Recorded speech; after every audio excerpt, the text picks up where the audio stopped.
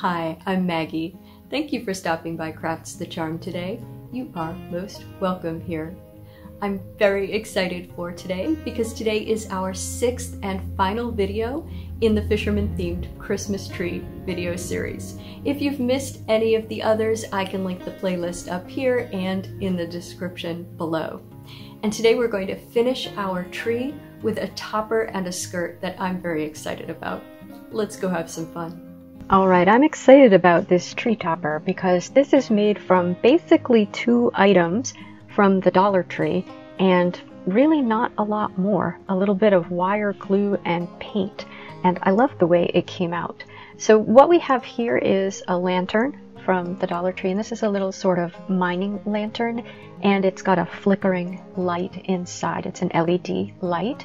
And then we have this star. It has a wood piece, and we're going to take the wood piece off, and that is just screwed on through 2 little screws. So we'll just unscrew that and we can save that for another time. We're also not going to use that piece of jute that's in the top of the star. So we're going to paint this lamp with a sort of a brass verdigris effect. And I know that I did something like this when I did the sweater balls earlier. I actually did this first. I knitted the sweater balls and I knew that I wanted to add some sort of embellishment to them, but I hadn't done it yet. After I did this lantern and I saw how well it came out, that's when I went back and painted the little pieces for the sweater balls. So what I have here is a Decor Metallics Rich Espresso paint, and that's the one I'm going to use first. The other one is Champagne Gold. Again, Decor Dazzling Metallics Champagne Gold. But the first one I'm going to use is the Rich Espresso. And I didn't prepare this piece at all first.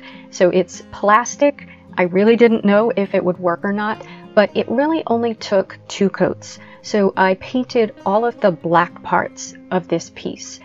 If you wanted to spray paint it, that might work better, but then you would have to tape off that clear piece in the middle. So I thought, well, let me try with the acrylic paint first, and it worked just fine.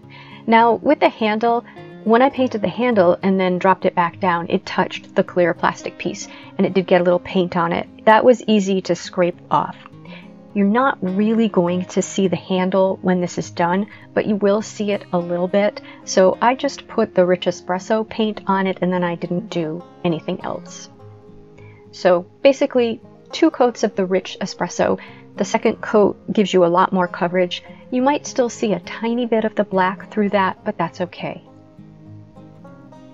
And the nice thing about that handle is you can hold on to it while you paint the piece, so it does help you when you're painting the piece.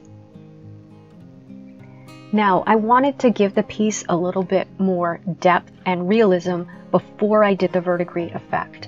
So this is also a folk art paint. This is a multi-surface paint, and the color is chocolate brown.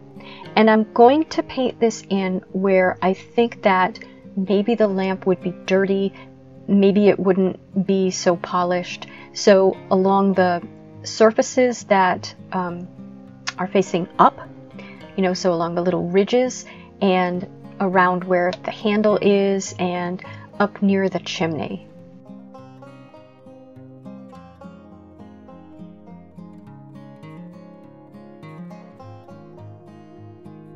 And then I used the Champagne Gold to give it some highlights, so to paint it where I thought it would be polished more and touched more.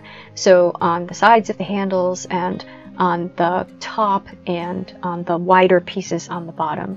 And honestly, I think if you wanted to leave it like that, I thought it looked really good. To me, it looked like metal once I had painted it with those highlights and lowlights, basically.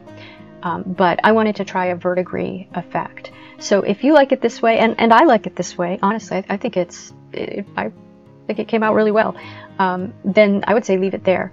But if you want to make it look old and crusty, then go on with the verdigris effect. So as I had mentioned in the other video, in the sweater ball video, there's no particular reason I'm using chalk paint here except that that's the paint that I have. And these colors just looked like a good color for verdigris to me, and I am very pleased with the way they came out.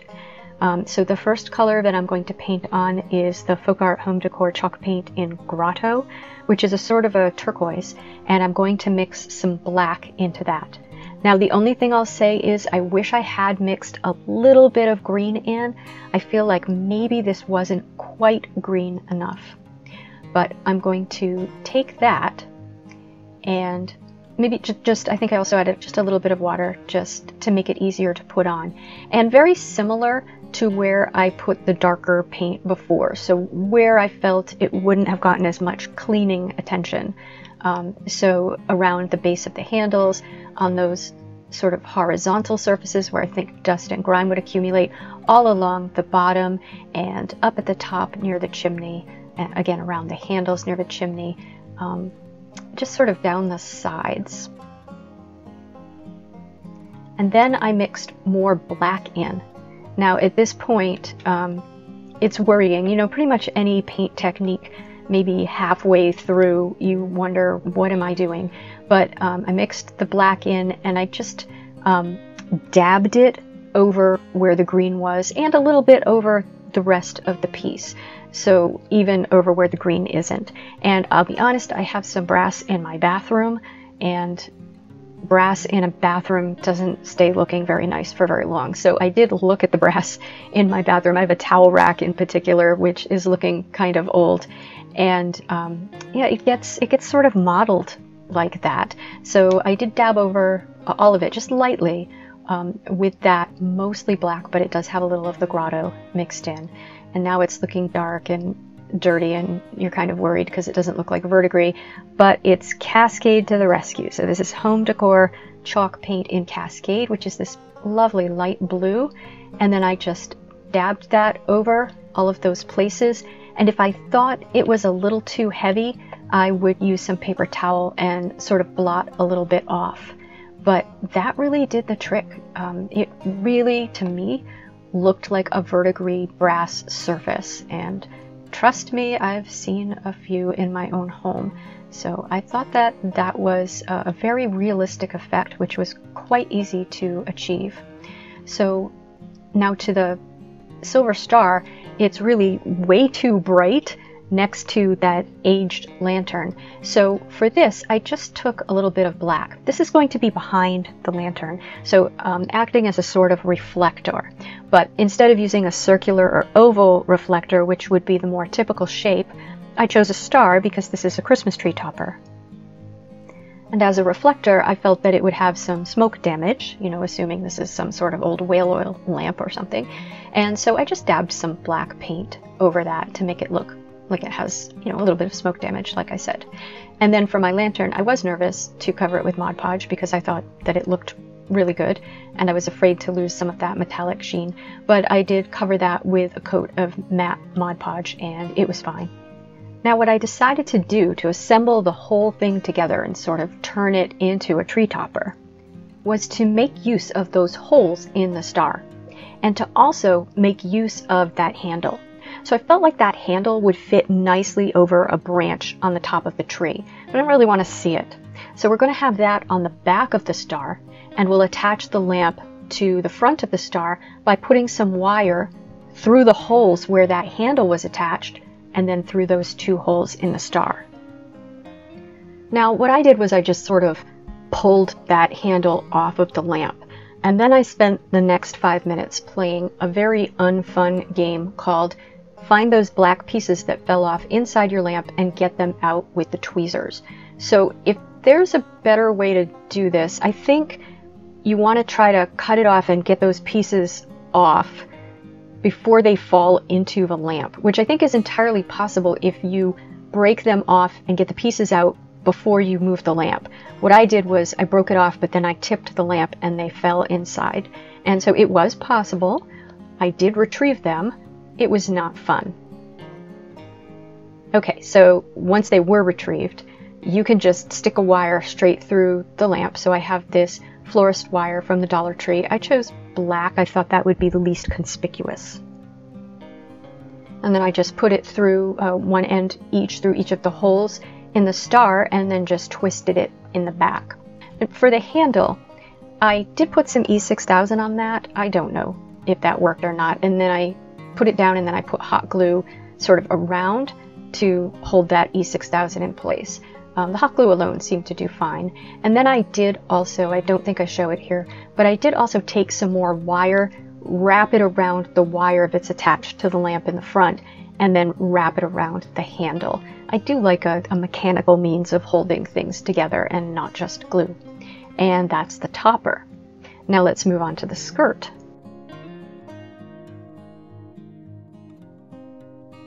Alright, now for the skirt, we're going to make it out of 6 of these wedges, and I'm going to show you how to make a wedge or how to measure out a wedge sort of pattern piece for yourself. As you know, my tree is very tiny, so this wedge is going to make a circle with a radius of 12 inches. Right, so that's a diameter of 24 inches. That's a very small tree skirt. But you can make a wedge any size you want if you follow this method. So we are going to start from that radius measurement. So basically decide how far you want the skirt to come out from the tree. That will be your radius. So, you know, if you put a tape measure at your tree trunk and you come out and you say, well, I really want that to be 3 feet long, that's your radius. So I'm going to make a tiny version of that. And I've put a center line down my piece of paper. And I'm going to make a 6-inch radius wedge here. So I'm going to make, because we're doing 6 of these, we're going to have as a sort of a base an isosceles triangle. So the radius is going to be the size of the bottom of the triangle and the size of each of the sides of the triangle. So I'm going to make a triangle which is 3 sides 6 inches on each side. So at the bottom, I've made that line in the center of my paper. I'm going to go 3 inches to the right of the line and 3 inches to the left of the line, and that will give me a nice line which is 6 inches across. And I think that I may actually be too close to the bottom when I make this line, so you'll see. I should have made this a little higher. When I made my pattern piece, I taped a bunch of pieces of paper together, so I had a large enough piece, or if you have a nice big drawing pad, you could use that. Okay, so there's my 6-inch piece. Now all I'm doing is drawing a line from each end of that line at the bottom up to my center piece. So I don't have to measure a 60-degree angle or anything. I just draw a line from that end of that line to my center, and I'll have my nice isosceles triangle. Now, we're not going to make our tree skirt out of triangles. We want it to be a circle. So now what I'm going to do is take a piece of, in this case, it's a yarn that I don't like very much. You could use string, okay? Actually, the less stretchy is better. And I'm tying that to the end of my pencil, and I'm measuring my radius. So again, in this case, 6 inches. If you want a 3-foot tree skirt, 3 feet from the tree trunk out to the end, then measure a 3-foot length and tape it at the center. So I put that right up at the top of my triangle, and then I just pull it. And again, I don't want it to be too stretchy because I want it to stay 6 inches long, and make sure that it meets the corner. And then I'm just going to draw my arc by following that that yarn. So just draw and just keep that yarn straight the whole time, and it should touch both of the ends of that line that I drew at the bottom of my triangle, and that will give me my wedge. Now at the top, you'll maybe want to use a compass to cut out that middle piece. So put the point of the compass on the point of your triangle, and then just draw an arc the size that you want to cut out at the middle. So here we're just using the definition of a circle, which is every point that's equidistant from that middle point, in order to draw the arc part of our wedge. And when we put them all together, we'll get our circle.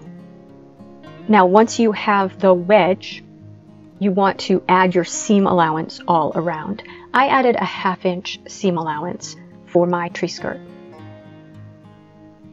Now, for inexpensive fabric, I bought this 8-ounce canvas drop cloth. and I'll put a link to this in the description. I got this at Amazon. You can get drop cloths at home improvement stores and Walmart and all kinds of places. And part of the reason I chose the drop cloth is not just because it's inexpensive, but because, of course, canvas is a nautical material. So I thought that this was a great material for us to use for our tree skirt. And this was, again, pretty inexpensive. I used only a tiny fraction of it to make my tree skirt. Part of the reason we're making the tree skirt out of wedges is because we save a lot of fabric that way, or it's an efficient use of the fabric because we're just going to take a strip of the fabric at the top. So of course I ironed that to start, and it's cotton, so just use a lot of water and a high cotton setting to iron that. And then I don't know what happened. I tried to be really efficient and cut a half of one of these wedges on one end, and then I would cut another half on the other end, and I must have moved it when I was cutting it. So I messed that up, but I then just cut out my wedges, and you can see I taped them after that initial mistake. I just used a little bit of painter's tape. Okay, so I'm not subjecting you to me cutting all of those out. The other thing I'd like to do to make this look nautical is to use a little bit of this white nautical rope from the Dollar Tree. And this is the thinner white nautical rope. Now you don't have to use this, of course. You can use the brown nautical rope or something else entirely. I was sort of torn between this and the brown nautical rope, but this is what I ultimately used. And then I used some grommets, and you just want to pick a grommet that's big enough, of course, for whatever rope you choose to go through. I think these are 1/2-inch grommets. And what I'm going to do is mark on my pattern where I want the grommets. I wanted them visible, but not right down at the bottom of the tree skirt. So I picked a spot a little way up the tree skirt, and I made sure that they were far enough in that they wouldn't interfere with my 1/2-inch seam allowance, marked on my pattern, and then I put a little hole in the pattern where the marks were and marked on all of my pieces so that they would be consistent. Now, if I had a larger tree skirt, I would probably put it the same distance from the bottom as I did here, because I do want it fairly close to the bottom, but my tree skirt's so small that translates to being sort of almost 1/3 of the way up. Now, normally with grommets you would use like these rivet tools to set them. I don't know why I have all of these 1/2-inch grommets, but no rivet tools to set them with. So here's how I set them. I cut a hole, or not really a hole, I just cut some slits that were big enough for me to push the side that's going to show, the right side through. And then on the wrong side you fit the other little piece over. So on the back you fit another little piece over, and then what you need to do is pull that collar down that is from the piece that you pushed through from the other side. So I used the pliers on my Leatherman, and I sort of held it down with the mallet while I did this. I probably should have worn gloves because these pieces are sharp. I did that, and then once I had gotten all of the pieces pushed down, I hit it with the mallet to flatten them out and tighten it. That worked really well. But I didn't really want to use all of the grommets on this. Like, I thought, I'm not positive I'm going to keep this tree skirt. I might want to use these grommets for something else. So I did a couple of grommets this way, sort of as a proof of concept. Yes, this absolutely works.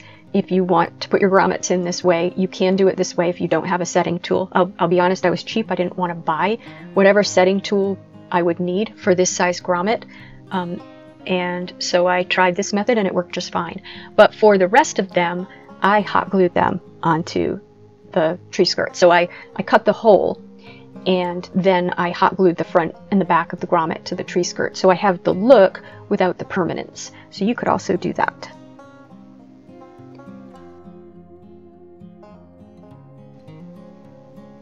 Alright, and now we're just going to sew all of those 6 pieces together except for the last 2 pieces. So we want to leave an opening, of course, so that we can put this around a tree.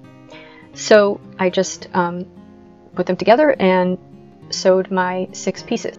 Now that we've sewn all of the pieces together, I'm just going to flatten out those seams and also flatten out anywhere that the piece isn't completely flat.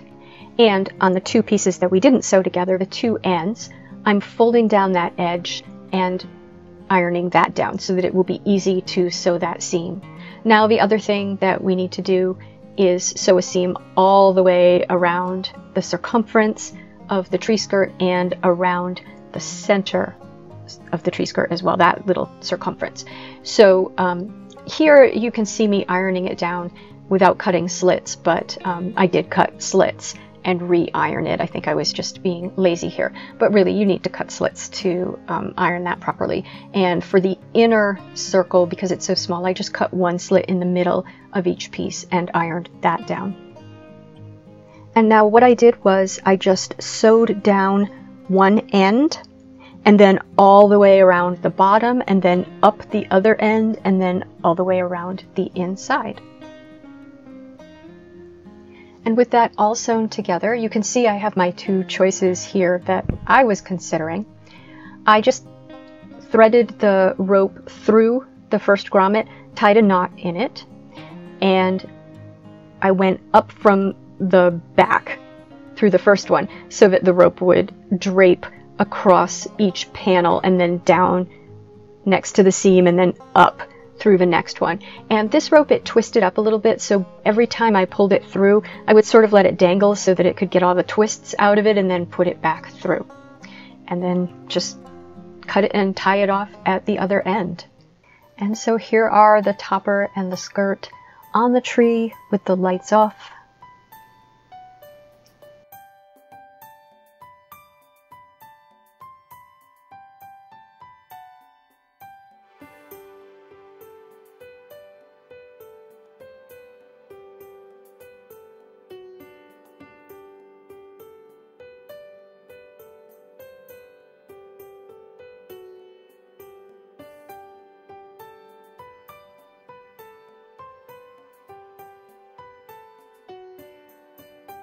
With the lights on.